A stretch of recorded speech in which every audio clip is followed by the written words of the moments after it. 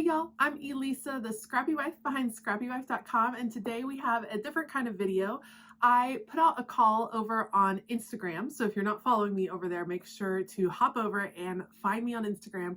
I put out a call for questions, things that you guys might want to know about me, about what I do, about my art, any of that. And so I got a great response, a ton of really good questions. And so I thought I would take a little time to answer a few of them now. So if you're interested, stay tuned.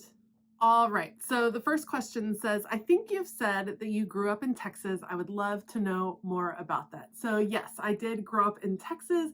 I am Texas born and raised. I grew up in Plano, Texas, and went to Plano East High School, and my family is still down kind of in that area. I went to TCU in Fort Worth for my undergraduate degree. I have an undergraduate diploma in music education, and then I have a master's degree in music performance, and I got that at the University of North Texas. So I did spend all my life in Texas. Currently, I live in the Northern Virginia area. My husband is in the United States Army Band, and so he is stationed up here just outside of Arlington Cemetery at Fort Myer. It is a permanent duty station, which means that we do not move around. So we will be here for the duration of his entire career. So I am a Texas girl. I love Texas. I love visiting Texas. I don't think you can ever get the Texas out of the girls. So I do count myself a Texan, but eventually here I will have lived in Northern Virginia longer than I lived in Texas, which kind of blows my mind.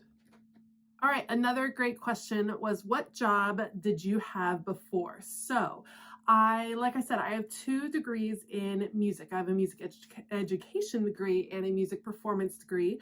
I played an instrument called the euphonium and had dreams of being in a military band, much like my husband is. When we did get married, I decided to put that dream on the shelf, and I became an elementary music teacher, and I loved it. I loved teaching elementary music. I loved dancing and singing and playing all of the instruments with the kids. It was so much fun. And so I did that for 5 years. I had my daughter when I was still an elementary music teacher. And then somewhere near the 5-year mark, I decided that if and when we had more children, that I wanted to stay at home with those kids. My daughter was about 2 at that time when we made the decision that I would stay home. And so we downsized and lowered all of our bills so that we could live off of one income. And that worked out really well, because then we found out we were having twins, and my entire teaching salary would have gone to childcare had I stayed a teacher. So I stayed home with my kiddos, and then in 2019, I started this YouTube channel, and the rest is kind of history. So this is my full-time job right now. It hasn't quite yet replaced my teaching salary, so if that gives you a little bit of insight into how YouTube works, but it's something that has really provided a lot of flexibility and has really been an answer to prayer for my family, for sure. All right, another great question is, how long do you spend each day in your craft room? So my craft room is my office. I work in here all day. So my kids head to school right around 8 a.m. and then I am in here for the duration. I often eat lunch in here because I am working on that. And I'm in here until I pick them up. And then a lot of times, even when I pick them up, I have an hour or so left of work to do. That doesn't mean that I'm crafting that whole time. There's a lot of behind the scenes stuff that goes into editing videos and promoting and shooting pictures and all of that stuff. A lot of computer work, a lot of time spent over on Patreon, kind of developing that and working with those awesome patrons over there. So really probably, I don't know, 7 hours in my craft room every day. So that's why I love this space. That's why it's decorated the way it is, to help bring me joy, just like you would decorate an office that you spend time in too. So a lot of time on the weekends, I actually don't get in here very much on the weekends because that's family time. So we're often running around. Once I pick my kids up from school, I might have an hour or so of work, and then they have all of the activities. So I definitely live like the soccer mom life in the evenings, because we have soccer and baseball and gymnastics and Girl Scouts and Cub Scouts and that might be it for now. Usually track as well. So it's a busy life in the evenings. So in the evenings, I'm not here much. And in the weekends, I'm generally spending time with family. So this is my work day. All right, here's another great question. Have you had any art training, or was this just a hobby you turned into a business? So I haven't had any formal art training at all. Every now and then I do take classes and I watch YouTube videos just like you guys do. I have been scrapbooking since I was probably about 16. I was a little girl that loved art supplies. We always had an art box growing up, which for us meant caboodles, and my mom would take us to Michael's. They used to have this thing called the sidewalk sale at Michael's. Let me know if you remember that. And it was at the beginning of the summer, and we would get to fill our caboodles with all kinds of just random stuff that was on clearance at Michael's. And then we would have this art box all summer long, and we would just make anything we wanted. I was the youngest of 3 girls, and so we had craft time a lot. And then I started scrapbooking, like I said, when I was around 16, and was a big time scrapbooker for a long time, and even had an old scrapbook room in our old townhouse that was teeny tiny. And then it turned into the nursery when my daughter was born. So I've been doing this kind of thing for a long time. As far as crafting, I've been putting it out there online since 2019.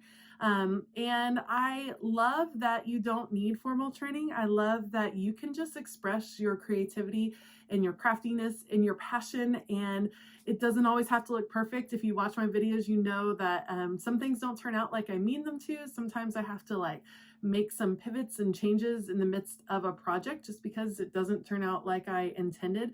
But that's okay. That's the joy of sharing your creativity, of digging into your creativity, and it's something I feel really strongly about. All right, here's another good question. Do you still have morning pages that you decorate and kind of brain dump? And I do.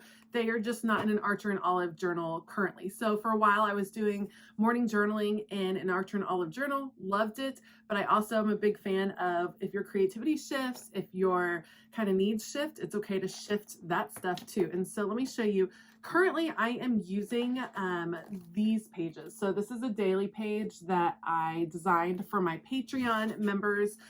They received it as a free download. And so I'm using this to help me organize my time every day. So it has in it a section for your mood. It has a task list, which for me is that brain dump section. For the schedule for that day, I usually do gratitude at the bottom every day, and then add a few stickers here and there just for fun, some extra noted things. So I love it. It has all kinds of options for me to customize my layout, but it's not a completely blank page, which just works better for me currently. So it does allow me a little creativity, playing with some stickers, playing with some color in the morning, but I don't have to make it all up from scratch. So I have been loving using those daily pages every morning.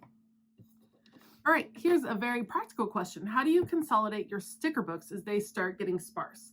I'll be honest, I don't have a lot of sticker books that have gotten sparse yet, just because I have so many sticker books. I have a lot, and so I haven't gone through it. The Happy Planner makes this product, which is really great. So this is a build your own sticker book. So as your sticker books start getting sparse, you can take out pages. So for this one, I've used it to consolidate pages that are just free. Some of them I've gotten like single pages from friends, or they've come in at like a Be Happy box kind of deal. But there's this little screw mechanism right here that you unscrew, and you can just add in the pages, and then you screw it all together, and it keeps it all in one book. So if you have a sticker book that is getting sparse and you are just wanting to pull out a few pages here and there, then you can purchase some of these and start consolidating those individual pages, which makes it easier, and then you don't have to hold on to the whole sticker book. Or maybe you've just gotten to the point where you're not liking a lot of the stickers that are left in that sticker book. So you may want to pull out those sticker pages, donate them to like a school or a church that can use those stickers just for fun, and then keep the ones you like in something like this. All right, I got a question that says, do you just decorate a page with whatever downloads you like and add a verse or a quote? And so I'm guessing that has to do with my faith journal. And it depends. Generally, I start with the verse or the study that I am working on, and then I allow that to inspire the rest of the page. The more that I've done faith journaling, which I've been doing since, golly, 2017 now, which is a really long time. The more I've done faith journaling, the more I start to see imagery as I'm studying. So when I'm listening to a sermon or doing a devotional study or a reading of some sort, then a lot of times imagery or colors or I don't know, just things come into my head that relate directly to the creative part of that art study. And so as I'm studying or as I'm listening and a verse pops out, then a lot of times for me, a image pops out or a color scheme of some sort, and then I kind of go that direction. So that's how I do it most of the time. Most of the time it is kind of verse led or quote led in that way. There are a handful of times where I am looking for something for a specific devotional or a specific printable set because I'm on a creative team or I'm trying to use a specific set for some reason. And so then I kind of come at it from the other direction, and it's inspired by the supplies. And then I take those supplies and kind of dig in and find some verses or something that is meaningful to me that will kind of go along with those. So it goes both directions for me. I would say most of the time though, I start with the verse or the quote and I'm inspired by that to then create the rest of the faith journal entry. All right, another great question. Have you ever done stamping in your prayer journals? And I love your setup. Thank you. Thank you very much. I do have stamping. I have actually a ton of stamps. It's not my go-to these days. So I have done stamping. I think they're a great investment for your craft room just because they're one of those supplies that can be used over and over. Stamps and stencils, I'm a big fan of going ahead and investing in those just because they're not a supply that gets used up. So I have a ton of stamps. I've used them in my faith journaling. I've used them in my Bible journaling. I've used them in prayer journaling. They're just not my go-to. I think right now in the phase I am of my creativity, my go-to tends to be paper pieces. I like physical pieces. I like stickers. I like ephemera. And so that's what I'm reaching for automatically. But I know that creativity kind of works in phases. And so at some point I will I don't know, be drawn back into that stamp phase again. And so I still have all those supplies. That's a great thing about stamps. They're never used up. Okay, this is a great question. How do you pick what you want to keep and what you want to purge? So that can be really hard. When I'm doing that, I just look at something and I decide if it fits my current phase of crafting. So I have a limited space. I'm very blessed. I have a whole room and I know that not everyone has that, but I cannot house everything that has ever brought me joy or that I think might bring me joy in the future. Sometimes things have to cycle in and out of my craft room because my creativity changes. For instance, I used to be into wood burning. I thought it was so cool. And so I had this whole wood burning kit. And that phase like changed. It went. It didn't last long, I'll tell you that. But it came and went. I don't need to keep that wood burning kit just because at one point it brought me joy and that it might bring me joy again. In all honesty, if I need it, then I will buy it again. I know that's wasteful in some ways, but if I keep everything, then I just can't enjoy anything. And so when I'm looking at my room and deciding what I'm going to purge and what I'm going to keep, I make sure that it aligns with what I'm into at the moment or what I've been into for the past year. And if it doesn't align with that, I immediately get rid of it. If it's broken or if it's not working at its peak, I get rid of it. If I don't see myself using it in a project anytime soon, then I get rid of it. And it might seem harsh, but obviously I still have plenty of stuff in this room. You guys know that I have a ton of craft supplies. But I just I don't hold on to stuff that I'm not going to use just because it ends up being kind of a drain on my creative energy. I spend so much time in here. If it were crammed full of stuff that did not inspire me, then that wouldn't work well for my job and for my creativity. Oh, this is a great question. Do you ever think about making your own scrapbook line? I want to and have ideas, but I don't know how to design them, like from my mind to a concept. I don't know a program or anything. I would love to create my own scrapbooking line. I think that would be amazing. So, I mean, if you own a scrapbooking company and you're watching this, hit me up. I got some ideas. From my experience, when you design a scrapbooking line, most designers have a lot of input. So you're not necessarily needing to do it from scratch. You're going to start with some image, some inspirations, and then start to kind of build out a line from there. I think using a program like Procreate and then changing those into PDFs or PNGs, maybe through Adobe, something like that. Those are things I'm not really great at right now, but those would be the way I think you would start to convert those types of files. So if you have ideas, reach out to other people in the industry and just ask. Google is always your best friend when you are trying to learn something new. All the information you need is out there. You just have to take a little time to do some research. But I would say like consolidate your ideas, because most scrapbooking lines have a pretty good focus to them, and then start building it out from there. If you're drawing your own things, Procreate is probably the way to go on an iPad. If you are someone that would rather like curate an idea for a scrapbooking line, which is definitely something that happens all of the time, then you might start looking at places like the creative market or places where you can buy the rights to different art, and then you can start piecing that together as far as a printable or a different line, something like that. All right, I think that covers most of the questions that I was asked. Probably not all of them, but I don't want this video to be like crazy long.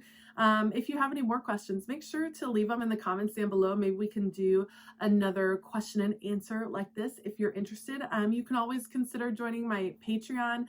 That's a great way to get like really easy access to me, to get me to help you with questions and things you're going through as far as creativity. I would love to be there to help you and help you expand your creativity, because that's kind of what I am all about.